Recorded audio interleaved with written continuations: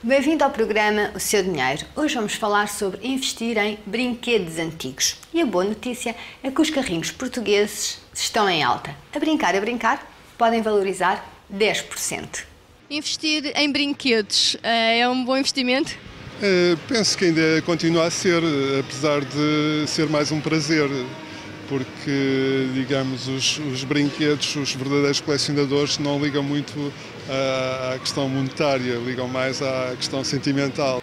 Alguns brinquedos custam uns largos milhares de euros. Por exemplo, nos leilões da Christie's, onde o mercado inglês fervilha com os Dinky Toys, miniaturas de metal criadas em 1933. Há carros de brincar a saírem por 13 mil euros, ou seja, o preço de um veículo de gama baixa. As miniaturas portuguesas estão um pouco em alta em relação aos brinquedos estrangeiros e aos brinquedos chineses, não é? As pessoas estão a apostar mais realmente na qualidade e na originalidade dos brinquedos mais antigos e como tal, estão a ter uma maior procura. Pode dar alguns exemplos de brinquedos portugueses? Temos aqui uns casos muito curiosos, por exemplo, de um brinquedo que é um brinquedo supostamente francês, mas que foi produzido em Portugal. Portanto, a marca é uma marca francesa, chama-se Minialux, e estes foram produzidos cá na década de 60. Estes são portugueses, década de 50, portanto, o brinquedo em plástico também está a ter uma certa procura em relação ao brinquedo em metal. Porquê, sabe? Porque, digamos, representam um determinado período e principalmente estes, como foram feitos cá em Portugal, têm uma questão nostálgica forte. Se quer entrar nesta corrida, então conheça bem as regras. Por exemplo, um brinquedo com a caixa de origem e que sem estar brincado vale 100%. Se um brinquedo não tiver a caixa de origem, mas estiver bem, portanto não tiver nem arranhadelas nem toques, vale 70%. Sem caixa e tiver alguns toques, só consegue 60%. Um brinquedo já brincado, com algumas arranhadelas, vale 40%. Em mau estado, 20%.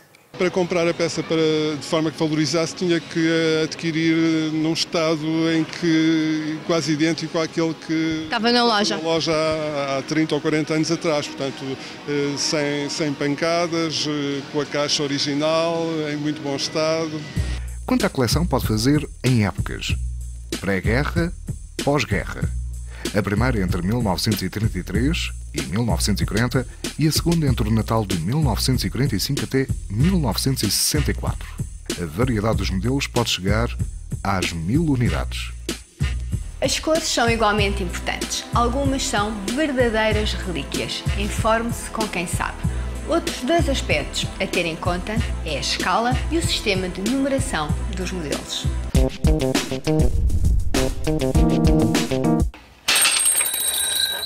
O Seu Dinheiro veio ao Porto conhecer a história da família Penela, que está no negócio dos brinquedos e que luta para que este não morra no nosso país.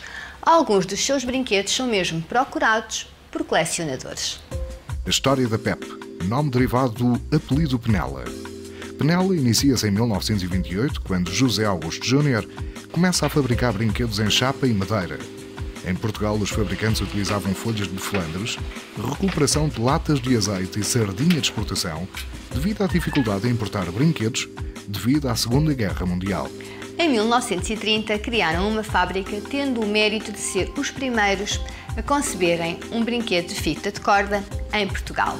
Depois, inauguraram a indústria de quinquilharia em Hermesinde, mas veio a crise e tiveram de voltar-se para o mercado dos plásticos, dando um novo nome à fábrica, chamando-lhe Jato. Ainda se pode ler a sua inscrição nas paredes exteriores do edifício. Atualmente, 5 dos 9 irmãos pegaram no negócio. E nós, em 2007, demos continuidade àquilo que o meu pai e o meu tio foram criando ao longo também dos anos. Mas agora está a ser um pouco mais difícil. Um bocadinho. A crise é grande, o brinquedo é um bocadinho sazonal. Hoje os brinquedos, propriamente dito, não se vendem como se vendiam antigamente. O mercado oriental estragou tudo isso. O que se faz, como eu digo, são artigos sazonais, artigos de festa, de feiras. Alguns ainda se vendem para o mercado externo, o resto para Portugal. E estamos a arrancar, há cerca de um anito, com a produção novamente do artigo de artesanato e de coleção que se fazia há uns anos atrás, porque fomos procurados por duas entidades portuguesas que comercializam o que é nacional. Quanto é que conseguem vender dentro dessa área do colecionismo? É pouco, digamos assim, mas O que se faça faz-nos recordar o que se fazia antigamente. Não se pode comparar, porque não se vende para crianças, vende-se acima de tudo para os pais que gostam de preservar e de colecionar aquilo que em tempos brincavam com esses produtos. Quando chegamos a esta fábrica, vemos inscrito nas paredes envelhecidas e nas inúmeras máquinas espalhadas pelo amplo armazém, algumas silenciosas, outras a trabalhar, e nas prateleiras repletas de moldes de madeira, muitas histórias de encantar. A PEP já foi a maior fábrica de brinquedos em série em Portugal. Atualmente apenas 10% vive desse negócio. Fazem o que mais? Essas técnicas para a indústria, principalmente. Isso é que dá a rentabilidade para conseguirem manter o negócio? Sim. Mais que o brinquedo. 60%, 70%, 80%.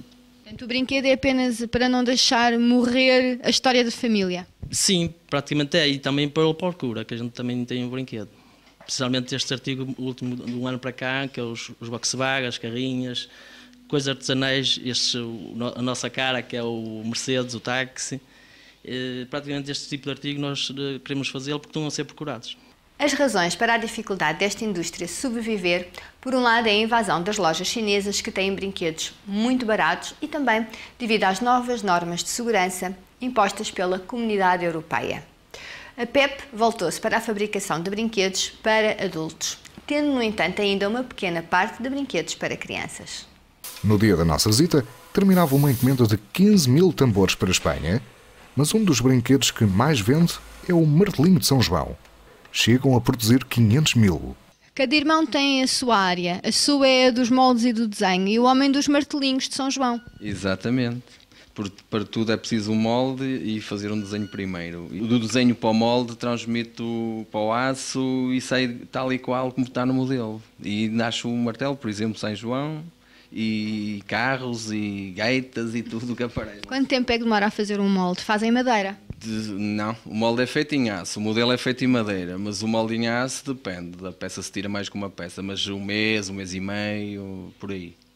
Quantos moldes é que faz? Podem-se partir? Como é que funciona? Não, é só é temperado o aço e depois aquilo tem a sua manutenção. Quando faz a produção, ao fim dos milhares faz uma manutenção, para tornar a depois a entrar, não é? Mas tem uma durabilidade bastante grande ainda. Mas fica bastante caro também. Quanto? Estamos a falar de 15 mil euros, 10 mil euros o molde. Então só rentabiliza ao fim de quantos brinquedos? Milhares e milhares e milhares. Tem que haver um investimento muito grande. Se não houver um investimento muito grande, não dá resultado. Está na área da produção. Como é que se controla um negócio destes?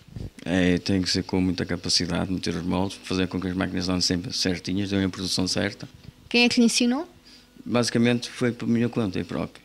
Também vim para aqui trabalhar, não trabalhava cá, trabalhava fora, mas vim para cá trabalhar, a partir daí comecei a endireitar-me nas máquinas e por mim próprio comecei até hoje. Portanto, acabaram por decidir trabalhar os 5 irmãos. Foi um risco. Não foi um risco muito grande, não é? Foi um risco daquilo que era nosso, que vinha de trás e que nós gostávamos de fazer e de ver fazer e continuamos a fazer. As tradições no que respeita ao fabrico de brinquedos para colecionismo mantêm-se na PEP. Após o desenho à mão, nasce o molde. Depois começa-se a montar o brinquedo. No caso de um carro, corta-se a chapa ainda antiga, junta-se o puzzle com todos os detalhes, pinta-se, coloca-se a marca, a matrícula, limpa-se o carro, coloca-se na caixa e envia-se para o cliente. Cada irmão tem a sua função neste negócio e todos vestem a camisola e trabalham com um brilho nos olhos. É um negócio que está a passar de geração em geração. Veja o caso de Sofia Penela, que está neste momento a brincar na fábrica. Estes brinquedos de baixo preço encontram-se em drogarias, feiras, mercados, papelarias. Os minis, os Volkswagen Carochas, eram os mais populares. Salienta-se ainda os carros da polícia, de bombeiros, da Cruz Vermelha, os táxis pretos e as carrinhas pão-de-forma que atualmente ganharam uma roupagem de surfista. Todos com mecanismo de fricção e pensados ao pormenor. Hoje encontram-se em 2 lojas nacionais e podem ser comprados diretamente à fábrica através da internet. Infelizmente, Portugal já viu sucumbir muitos negócios nesta área, caso da Vitesse, da Metosul e da Luz Hotéis. E qual será o destino da PEP? Cabe ao consumidor português decidir se vai brincar com o que vem de fora ou se prefere brincar com o que por cá se faz. O mercado é imenso. Há 80 milhões de crianças com menos de 14 anos na União Europeia. Não se deve brincar com este tema. Até para a semana, domingo, 12h45, aqui na RTPN. Até lá, vá a videos.sapo.pt/o seu dinheiro ou então contacte-nos através do Facebook escrevendo apenas o seu dinheiro. Tenha uma boa semana.